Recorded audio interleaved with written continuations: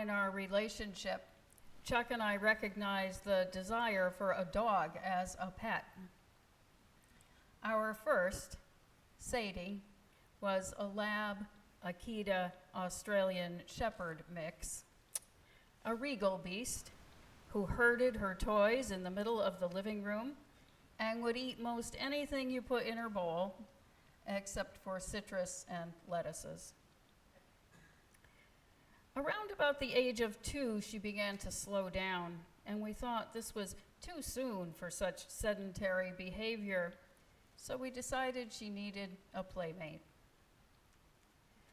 The day we brought Humphrey home, a 12-pound rat terrier puppy, we placed him on the floor in front of her. He let out an expansive howl, ensuring his presence on the scene was noticed. She woke up to this display, sniffed him all over, began cleaning him up and rolling him around on the floor. Some instinctual buzzer had sounded within her, and even though the option of being a biological mother had been removed from her, if I hadn't seen it myself, I wouldn't have thought that mothering was in her wheelhouse. But there it was. As time passed, she let him snuggle up with her, and she put up with his rambunctiousness for the whole of the 10 years they had together. A friend of mine shared recently that he and his wife were caring for their first grandson, 9 weeks old, because his mom, a teacher, had expended her leave and had to go back to teaching for the remainder of the school year. My friend picks him up at 5:45 a.m. each day, and sometimes he is content when placed in the car seat, and sometimes he's a bit cranky about it all.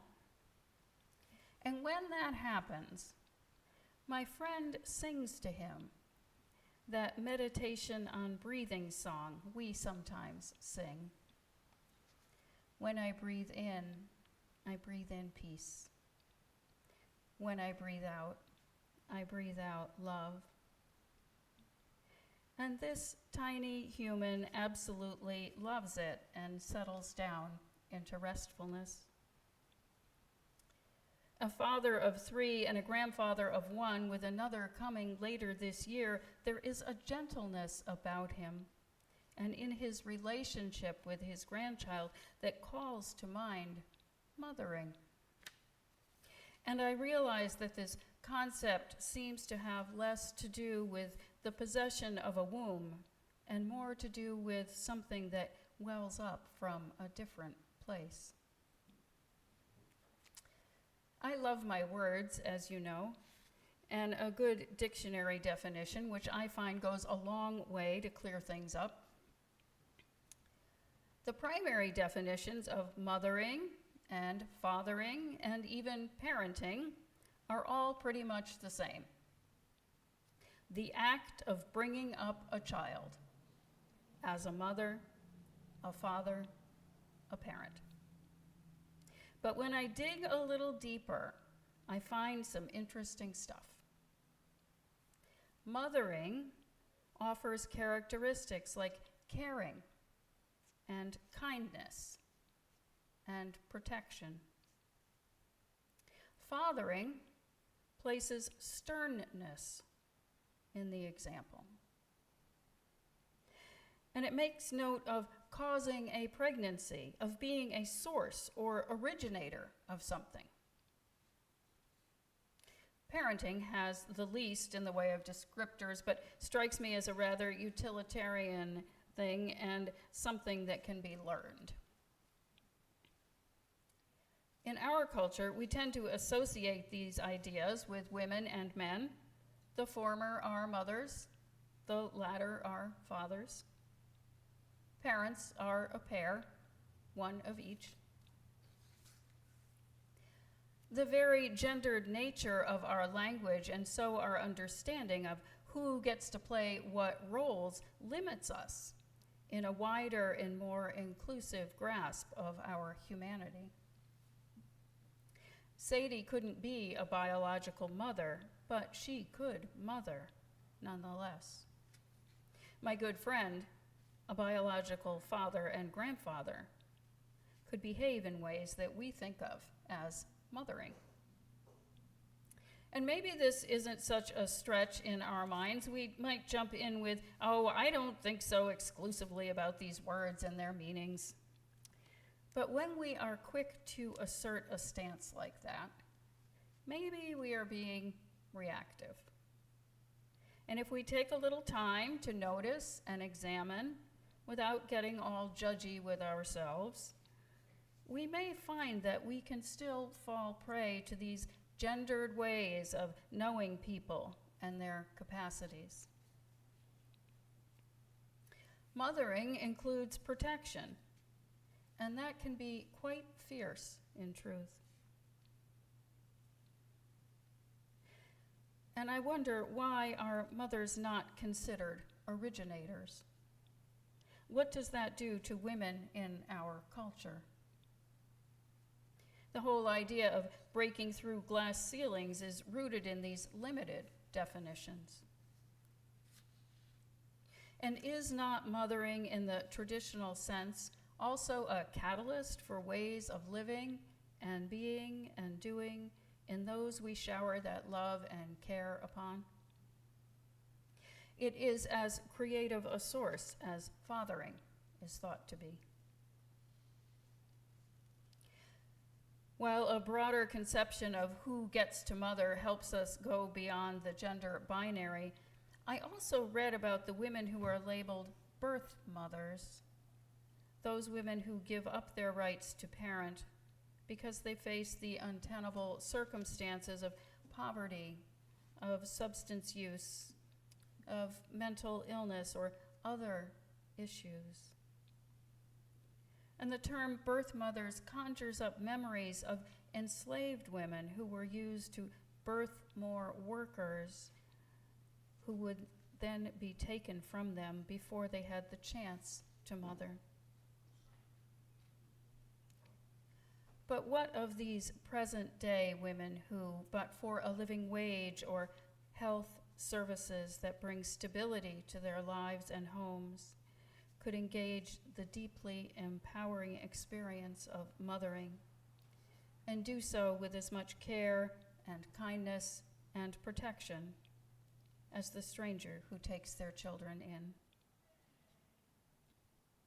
I wonder about what we are doing as a culture when we take that path away from them in favor of what we have defined as a proper home, rather than doing all we can to ensure that the birth home has all that it needs to thrive. Our opening words this morning speak of nourishing something deep within the heart and mind, of a commitment, tangible and energetic, to other beings in our world. This idea of mothering as a form of care takes us beyond the realm of family and all its complexities to a stance toward all of life that we feel acutely in these times. I used to say that I learned everything I needed to know, not in kindergarten, like the book of that name claims, but through motherhood. And it is what I call my mother's heart that is tugged upon, jolted more frequently now, when I hear of the atrocities of war, see the graphic images that are forever emblazoned there, when yet another floating raft of discarded plastics in the middle of the ocean is flashed upon the screen. Something has been nurtured within me, and as much as it makes for difficult emotions, I am grateful to have it, this mothering heart that calls me to nurture and to put the fullness of my body, mind, spirit into care and kindness and protection. I am going to guess that many of you feel it too, and that even as you all identify differently, you are still possessed of the quality, the characteristics associated with mothering. So much of our world cries out for this act of mothering. O'Donoghue writes for the mother-to-be, but it can easily translate to the mothering-to-be in all of us.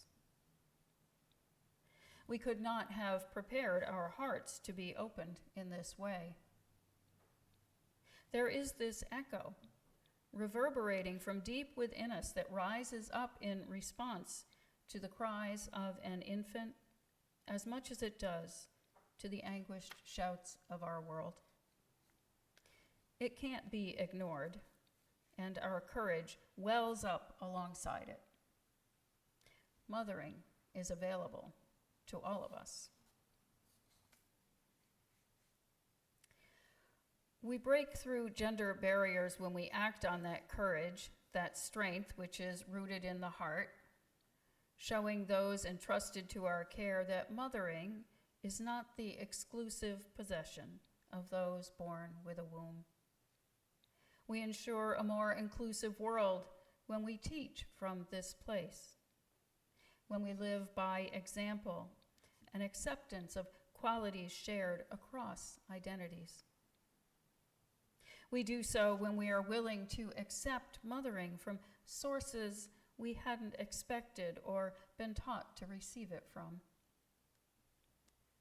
So many of you have told me stories from time to time of bearing witness to your grandchildren as they exhibit a comfort level with such inclusivity that we in these older generations have struggled with. It fills me with so much hope, as it does you. We would be remiss if we didn't take a moment to express our gratitude to our own mothers and those who have mothered us over the course of our lifetimes.